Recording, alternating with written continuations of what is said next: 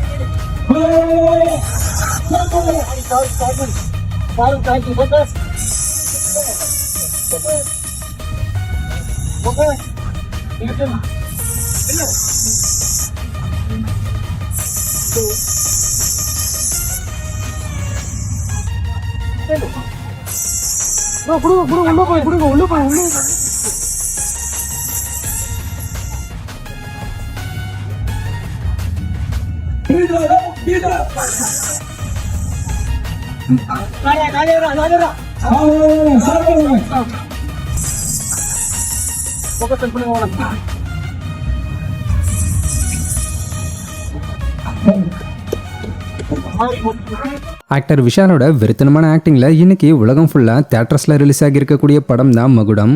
ஆக்சுவலா தமிழ் சினிமால அதிரடி ஹீரோவா தனக்குன்னு ஒரு தனி இடத்தை உருவாக்கி இருக்கக்கூடிய விஷால் இந்த படம் மூலமா ஒரு டைரக்டராகவும் அறிமுகமாகியிருக்காரு. உண்மையை சொல்லப்போனா மகுடம் படத்தை ஸ்டார்டிங்ல ரவி அரசன்றவர் தான் டைரக்ஷன் பண்றதா அறிவிக்கப்பட்டிருந்தது.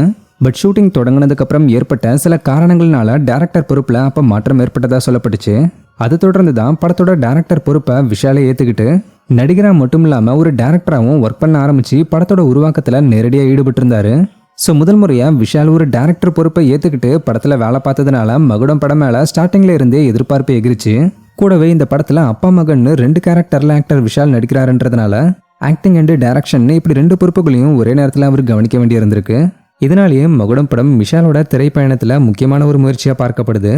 மேலும் இந்த படத்துல விஷால் கூட சேர்ந்து நடிகை துஷாரா விஜயன், அஞ்சலி, ஜான் விஜய், யோகி பாபு, தம்பிராமையா போன்றவர்கள்லாம் நடிச்சிருக்காங்க.